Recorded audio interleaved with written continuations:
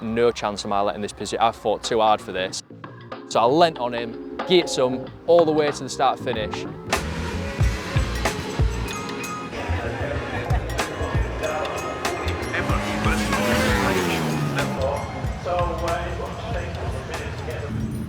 So Joe qualified P11 this morning, a solid start for his first ever British Supersport round. That meant the team had a couple hours to prep his bike. To start with, a fresh set of slicks. Joe was busy getting in his midday nap while the fluid levels were checked on his bike and the last final touches were made. So we've had his first British Supersport race, and what a race it was. I don't even know where to start on this one because I'm so buzzed about it still. Yeah, where do I start? Sat on the grid. It's been a while since I've been on row 4 and watching them lights. I forgot how scary it was. I can't even lie to you. There is nothing like the feeling of a race. So many things run through your mind on the grid. I'm like, right, I can't stall it. Is my bike still running? What's the temperature like? I hope it don't cut out. There's so much going on, so much to worry about. As soon as you let that clutch out and you fire away and everybody just funnels in, you're like, oh, this is wicked. There's no other feeling like it. So yeah, there we were. I had a plan going into the race about where I was going to position my bike, who was the next row in front of me, who was next to me, what I was going to do. That all went out the window. Straight away it was like, gone. No. What happened? Everything that I didn't want to happen, happened. I got a bit of a bad start, to be fair. I don't know whether it was the nerves or what it was, but I just didn't quite get the bite that I wanted. I just slipped the clutch for a little bit too long and it just didn't bog, but it didn't drive. The guy on the left of me that I didn't want to get a jump on me got a good jump and he was off. He was the Suzuki that I wanted to beat. So that was frustrating because I could see him just get the... Harry Trulove. I hope you don't watch these. I'm waffling out. Yeah. Get onto it. The plan after that was just to try and not get collected, especially into turn 2, which is just over there, because that'd be really bad. And then just to try and stay out of trouble. Somebody pulled an awful move on me into, I don't even know what it's called, but it was horrific. The right-hander on GT. Yeah, and you know who you are. Yeah, put a pretty brutal move on me and we lost the toe from the guys of the group I wanted to be in. So I was trying so hard to close that gap, but the boys are just so fast. Like, I don't know what it is about 600 racing, but they don't make a mistake. Whereas in stock thou, you run wide and you catch the gap, and you know the gap can always be closed in stock thou. Whereas I feel in the Supersport clash, you lose that toe, you're gone. You know, just forget about it. Just do the, it's damage limitation at that point.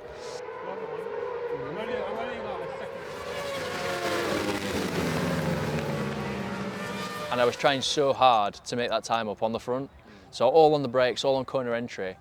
And after about lap 5, it's a 10 lap race. After about lap 5, I'd already overheated the front tyre. It had already started to go spongy. And then I was a mess. I was panicking so bad.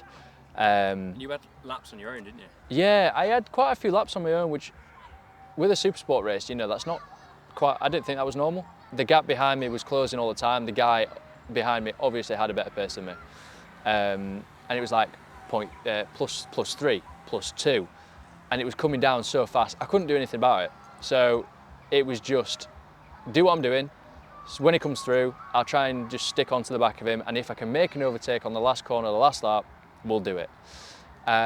So we were sat in P11 for P10 for most of the race. There was a lap to go and there was another guy closing in fast. Last lap. So fast, his pace. He was coming in hard. Oh, His lap time, he's behind you, his lap times were on par with the top 3 people. Yeah, his times were insane. He just, coming into the last corner, I could hear him and I just tipped into the last corner and his front wheel were there and I'm like, do you know what? No chance am I letting this position. I fought too hard for this. So I leant on him, geared some all the way to the start finish, and I was just hoping, because it's a Ducati, that it wasn't going to come past me down the straight, because they do like to do that. On their equal power? On their equal power, yeah.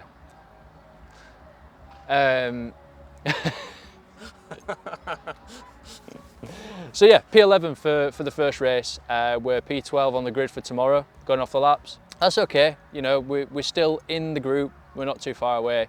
And that's it? What's happened tomorrow? What's next day? Tomorrow, warm up and race 2. Something to try and warm up?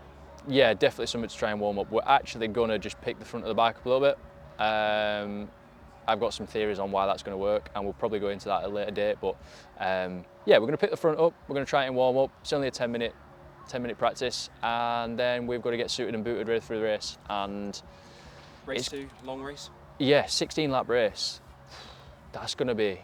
Temperatures are high. 16 laps is a long way. See how it goes. Yeah, let's go. Amazingly, after race 1 there was very little prep work to be done. So the guys all grabbed a well-deserved beer and managed to catch the end of the superbike race.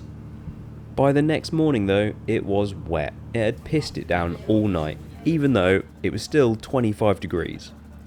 So while Joe was eating his crumpets, his newfound lucky breakfast, the team were prepping the bike, and they were doing the final setup change that Joe asked for. This was to drop the forks in the yoke a couple of mil. What this does is put less weight on the front tyre, but it also changes the front end geometry. It gives you less aggressive trail and rake angles, so the front end can feel more stable and less twitchy. What the riders usually complain of is folding feeling on the front end, and this counteracts that. But during all this prep, the guys had no idea what was about to hit them.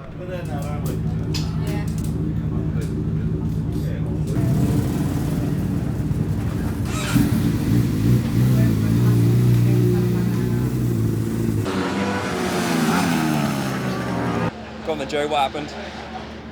I were a dick.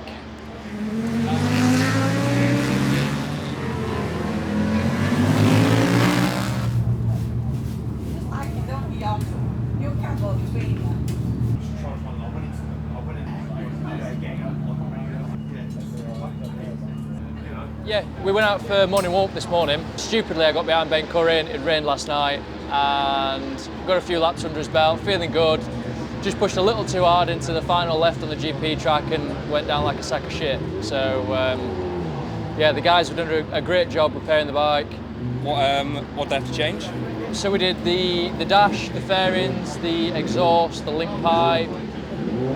What else did we do? Footrest. Footrest. Yeah. Subframe. Subframe. Front subframe. Seat unit. Seat unit. Pretty much a lot of things. But it's straight. It's almost back together. Got a good scrutineering, and then ready for the race.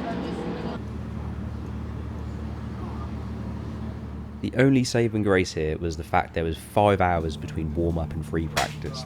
Oh yeah, Joe also ripped the bump stop off the steering lock. Gav managed to whittle up a temporary one to get us through the last race.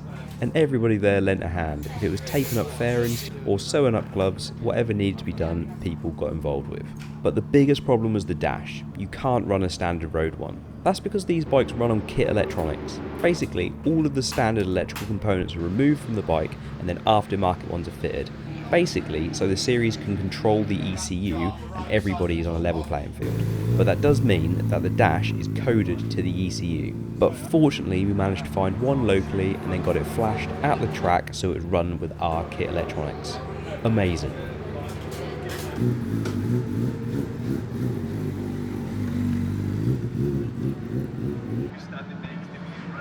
I didn't get to have a sit down with Joe after this race, so here are my thoughts instead. Joe started in 12th on the grid and had to battle hard over the first lap to be in 11th position. But once again, it meant a gap had opened up between him and the pack in front. But if I'm being brutally honest, it wasn't solely down to the fact he had to fight on the first lap. He just didn't quite have the pace to go with the top 10 riders. They were just consistently half a second a lap quicker, which meant they just gradually pulled away. It would have been great if Joe could have tagged on the back and learned from that, but that's racing. You've got to remember this is Joe's first outing of the year. These guys have already done 5 rounds. After a bit of time on his own, Joe got in a 3-way battle with McManus and Richardson, but they ended up getting the better of him in the long run. He did start to drop his lap time in the last few laps, but it just wasn't enough. These guys were breaking into the 28s, whereas Joe was still in the low 29s. Close, but just not close enough. But Joe still scored points in both his races from the first weekend in a class he hasn't ridden in years. That's still pretty good going. But the best thing is he knows where he needs to improve and how to do it. That would be Sector 1 at Brands. Also, there's definitely more to come from the bike.